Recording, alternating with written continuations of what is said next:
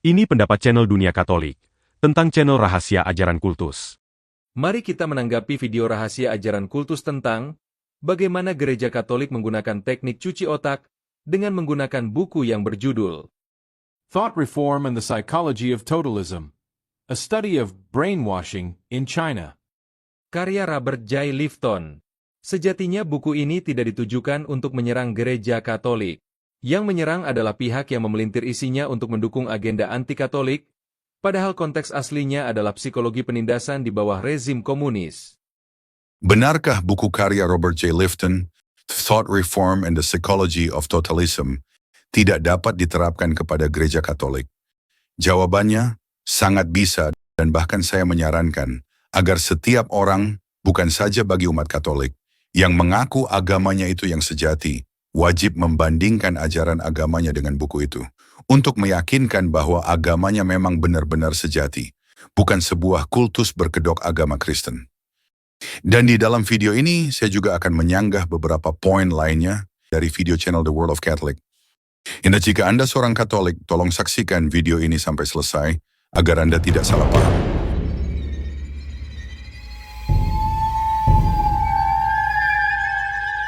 Marilah kita mulai.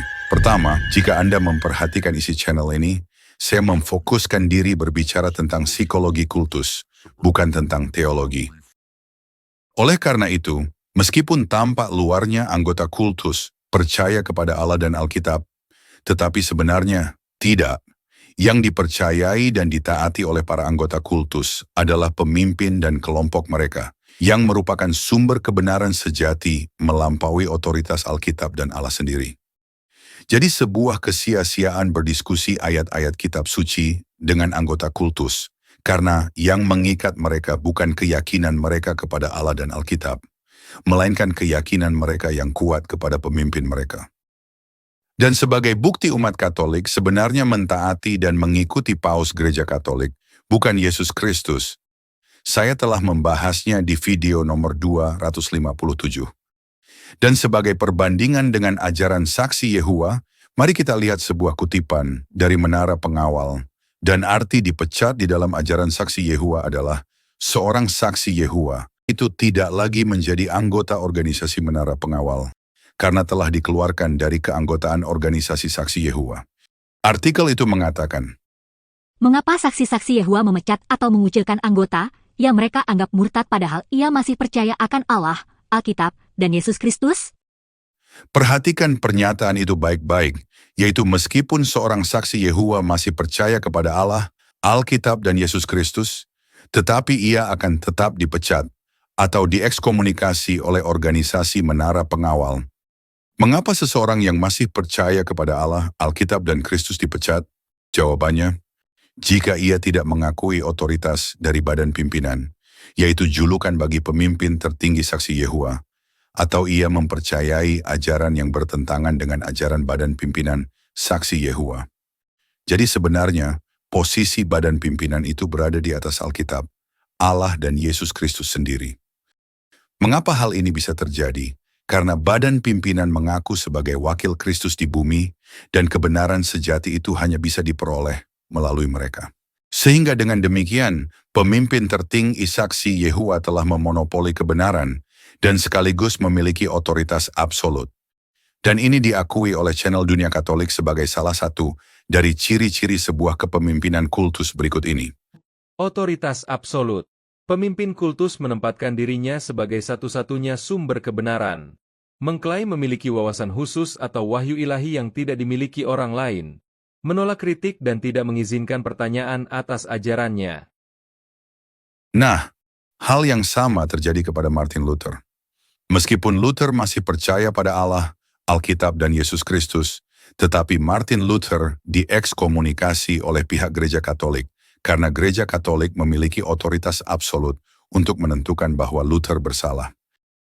Dan karena Martin Luther telah diekskomunikasi oleh gereja Katolik, dan gereja Katolik adalah penjaga pintu sorga dan kebenaran, maka secara otomatis Martin Luther yang menentang otoritas gereja Katolik dihukum masuk neraka. Mari kita dengar penjelasan seorang klerus Katolik, Patrice Allegro, berikut ini. Terus Romo sudah tahu kalau nanti Romo masuk surga. Orang Katolik itu ada di surga, ya. Hanya kalau kadang-kadang dia mau macam-macam, ya dia terlempar dari surga, seperti Protestan. Luther, Calvin, dan Zwingli itu kan terlempar dari surga. Dan menciptakan Protestan yang ada di luar surga itu. Ya. Jadi kamu mau berusaha untuk masuk kembali ke gereja Katolik, tapi malu-malu kan. Ya. Nah, di dalam psikologi kultus, apa yang diajarkan oleh gereja Katolik disebut sebagai dispensing of existence, yaitu kehidupan kekal seseorang ditentukan oleh kelompok kultus. Mengenai topik ini telah dibahas di video nomor 243. Dan tentunya, ajaran gereja Katolik ini sangat menggelikan, karena seorang ateis dan bahkan Muslim bisa berada di dalam rencana keselamatan. Tetapi Martin Luther yang masih percaya kepada Alkitab, Allah dan Kristus dihukum tidak selamat. Doktrin yang tidak masuk akal ini bisa terjadi karena gereja Katolik mengklaim sebagai satu-satunya gereja yang didirikan oleh Kristus di bumi, dan Paus adalah wakil Kristus di bumi, sehingga gereja Katolik memiliki otoritas absolut terhadap kehidupan kekal seseorang. Klaim-klaim sepihak gereja Katolik itu di dalam psikologi kultus disebut sebagai manipulasi mistis. Kedua adalah benar bahwa psikologi kultus brainwashing didasarkan dari hasil sebuah riset dari Robert Lifton terhadap rezim China dan tidak ditujukan kepada pihak agama manapun.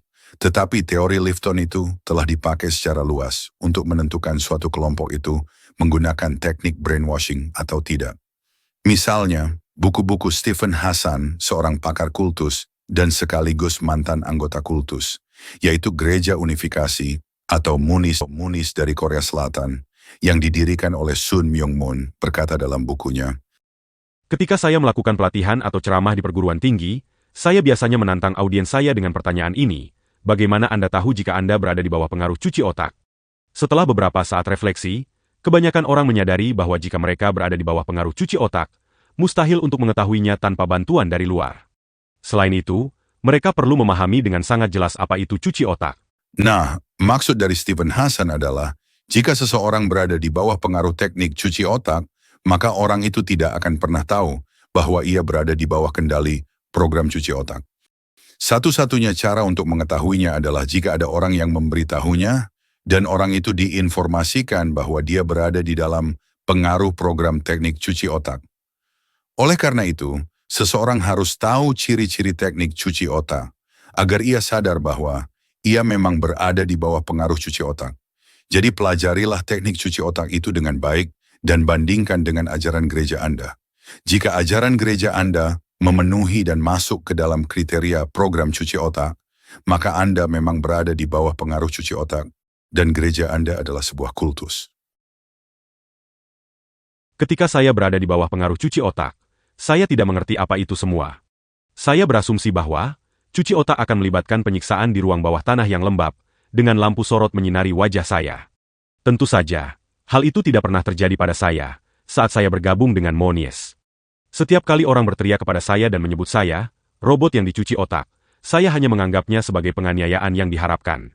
Itu membuat saya merasa lebih berkomitmen lagi dengan grup saya. Pada saat itu, saya tidak memiliki kerangka acuan untuk fenomena tentang cuci otak. Saya tidak tahu apa itu, dan bagaimana cara kerjanya, sampai saya menjalani proses deprogramming dan diberikan model yang kredibel. Karena saya adalah anggota Munies, dan kami menganggap komunisme sebagai musuh. Saya sangat tertarik dengan teknik yang digunakan Partai Komunis Tiongkok untuk mengubah orang menjadi komunis selama tahun 1950-an. Saya tidak menolak ketika konselor saya meminta untuk membacakan saya bagian-bagian dari buku Robert J. Lifton, yang berjudul Thought Reform and the Psychology of Totalists. Karena buku itu diterbitkan pada tahun 1961, saya tidak bisa menuduh Lifton anti-Moon. Buku itu sangat berdampak pada pemahaman saya tentang apa yang telah terjadi pada saya di Munies. Lifton mengidentifikasi 8 elemen dasar dari proses cuci otak, seperti yang dipraktikkan oleh komunis Tiongkok. Para konselor saya menunjukkan bahwa tidak peduli seberapa baik tujuan, atau seberapa menarik anggota suatu kultus, jika suatu kelompok menggunakan semua 8 elemen Robert J. Lifton. Maka itu berarti mereka menjalankan program cuci otak. Saya akhirnya dapat melihat bahwa gereja unifikasi menggunakan semua 8 elemen tersebut, yaitu kontrol lingkungan, manipulasi mistis atau spontanitas yang direncanakan, tuntutan kesucian, pengakuan kultus, ilmu pengetahuan suci, pemuatan bahasa, doktrin di atas pribadi, dan penentuan eksistensi. Jadi sebetulnya, jika Anda membaca buku-buku psikologi kultus, para ahli kultus itu tidak berbicara tentang ayat-ayat Alkitab, karena bagi mereka ayat-ayat itu hanya dimanfaatkan sebagai sebuah alat pembenaran untuk memanipulasi, mengeksploitasi, dan mengendalikan pengikut kultus. Tetapi dasarnya adalah psikologi untuk memanipulasi, mengeksploitasi, dan mengontrol orang. Nah, jika Anda mau jujur memeriksa ajaran Katolikisme Romawi, maka ajaran Katolikisme memenuhi 8 kriteria sebuah kultus seperti yang dijelaskan oleh Lifton. Hanya di masa modern ini, Katolikisme Romawi tidak terlihat jelas sebagai sebuah kultus, karena adanya perubahan yang radikal sejak Konsili Vatikan II. Tetapi ciri-cirinya tetap ada jika kita riset mendalam. Dan perlu kiranya Anda ketahui, yaitu suatu grup kultus tidak hanya didasarkan pada kategori agama, tapi juga ada berbagai kategori seperti bisnis, politik, New Age, dan lain-lain. Jadi ada berbagai jenis kategori kultus, tapi channel ini hanya mengkhususkan pada agama. Jadi saya bertanya-tanya, mengapa gereja Katolik yang mengklaim didirikan oleh Kristus sendiri memenuhi kategori ciri-ciri sebuah kultus? Dan ini berarti ideologi dasar ajaran kultus yang dimiliki oleh gereja Katolik adalah sama dengan gereja Mormon, saksi-saksi Yehua, dan gereja-gereja kultus lainnya.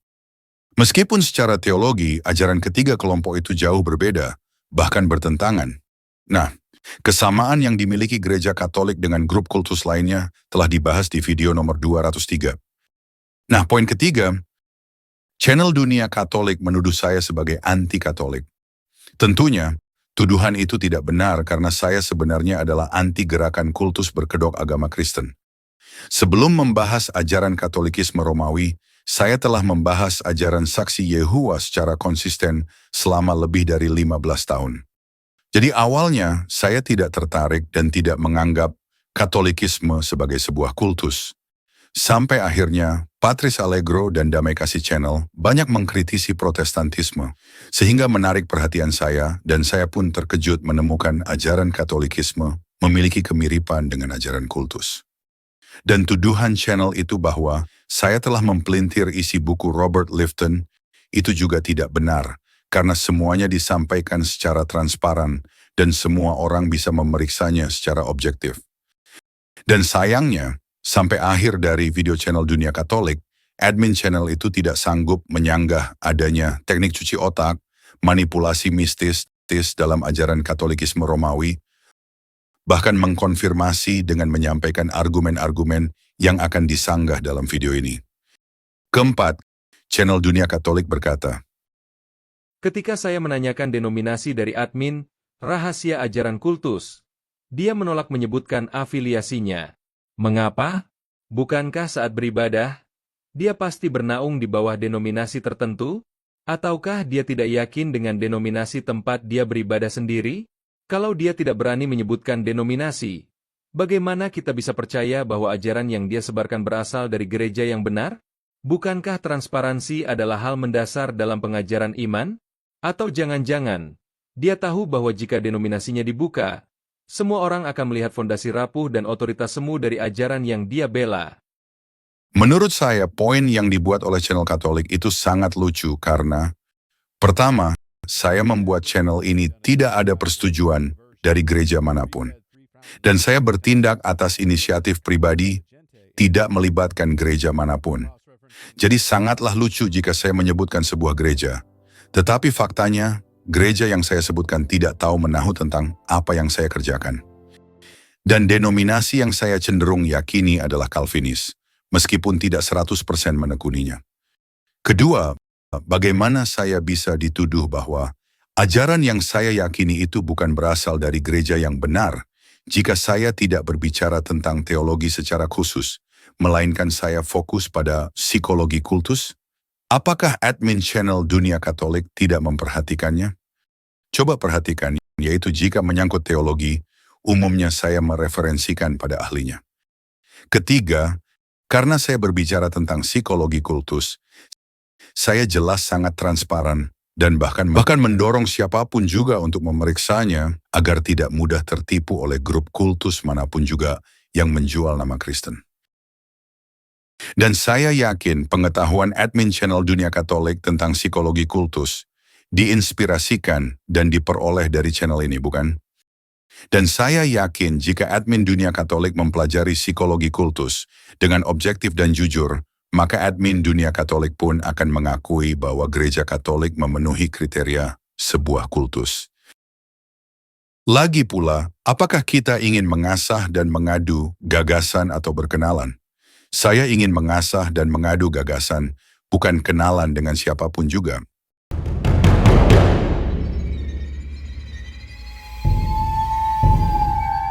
Channel Rahasia Ajaran Kultus juga membuat karikatur paus yang dilecehkan. Ini adalah bentuk ad hominem, lebih tepatnya, termasuk dalam ad hominem circumstantial atau ad hominem abusive. Ini bukan hal baru. Selama abad ke-16, para tokoh Protestan seperti Martin Luther dan rekan-rekannya sering menggunakan pamflet bergambar dan karikatur untuk menyerang paus secara pribadi, bahkan menggambarkan paus sebagai antikristus atau binatang buas. Propaganda visual ini dipakai untuk membakar emosi, bukan menuntun pada kebenaran teologis. Secara teologis, tindakan ini melanggar prinsip manusia diciptakan menurut gambar Allah, Kejadian 1 ayat 27, karena melegitimasi kebencian dan merusak kesucian hidup sebagai citranya. Saya tidak membalas dengan cara serupa karena ajaran Katolik menghormati martabat manusia. Ada pepatah yang mengatakan bahwa lidah itu tidak bertulang. Dan channel Dunia Katolik memang pandai bersilat lidah.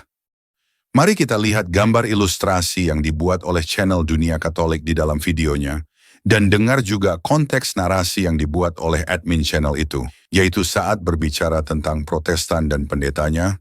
Berikut ini. 4. Eksploitasi dan kepatuhan buta. Menuntut kepatuhan penuh dari pengikutnya tanpa pertanyaan. Bisa memanfaatkan pengikut secara finansial, emosional, atau bahkan fisik. Kadang menggunakan ancaman terselubung untuk mempertahankan kendali.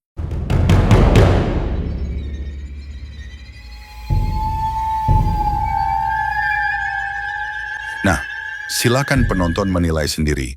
Apakah makna terdalam dari gambar itu dan ilustrasi gambar yang ini? Kasus pendeta yang melarang jemaat pindah ke Katolik. Banyak pendeta evangelikal atau fundamentalis menganggap gereja Katolik sebagai sesat atau bahkan antikristus. Ketika seorang jemaat tertarik pada Katolik, mereka seringkali diperingatkan dengan keras, bahkan kadang diancam dengan ekskomunikasi dari gereja mereka.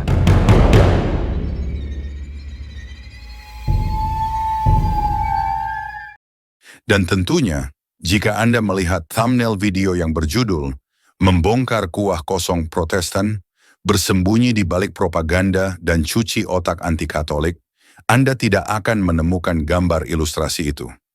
Gambar-gambar ilustrasi yang melecehkan itu hanya bisa Anda temukan di thumbnail yang berjudul Siapa yang sebenarnya bertindak seperti pemimpin kultus, paus atau... Nah, silakan penonton menilai sendiri. Apakah makna terdalam dari gambar itu? Tentunya kita bertanya-tanya, mengapa admin channel Dunia Katolik pandai mengkritik pihak lain, tetapi gagal melihat kesalahan sendiri? Jawabannya sederhana. Sebagai pengikut kultus, admin channel itu memang diajarkan untuk mengkritik kesalahan orang lain dan mengabaikan kesalahan sendiri dan kesalahan pemimpinnya sendiri, yaitu pemimpin kultus melarang mempertanyakan atau mengkritisinya. Mari kita lihat Instagram Stephen Hassan yang berjudul 3 tanda teratas sebuah kultus, yaitu pemimpin kultus melarang mempertanyakan atau mengkritisinya. Nah, bagi seorang Katolik, mereka tidak diperbolehkan mempertanyakan, apalagi mengkritisi otoritas pemimpin mereka, karena akan dianggap mengkritisi Tuhan Yesus sendiri. Tentunya Anda ingat dengan pemanfaatan ayat-ayat Alkitab yang diinternalisasikan ke dalam hati dan pikiran setiap umat Katolik, yaitu, barang siapa mendengarkan kamu, ia mendengarkan aku, dan barang siapa menolak kamu, ia menolak aku, dan barang siapa menolak aku, ia menolak dia yang mengutus aku. Jadi jika umat Katolik memiliki pertanyaan yang benar-benar mengkritisi otoritas gereja Katolik, maka yang dapat mereka lakukan adalah Pertama, menekan dalam-dalam pertanyaan dan keraguan di dalam hati mereka. Atau kedua, mereka melihat kesalahan orang lain. Tidak pernah terpikirkan oleh umat Katolik bahwa justru ajaran yang mereka terima adalah salah karena Paus Gereja Katolik dianggap pasti benar, tidak mungkin salah.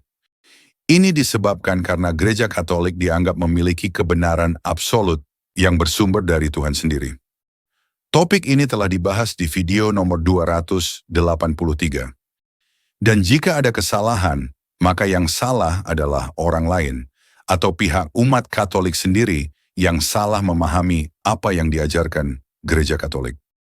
Nah, setelah Anda melihat sanggahan saya terhadap video dunia Katolik dari perspektif psikologi kultus, apakah Gereja Katolik Roma telah memenuhi kriteria ciri-ciri sebuah kultus atau agama sejati yang didirikan Kristus sendiri? Silakan berikan komentar Anda. Dan ada banyak poin-poin menarik dari video channel Dunia Katolik yang saya akan sanggah di video-video berikutnya. Selamat Paskah tahun 2025.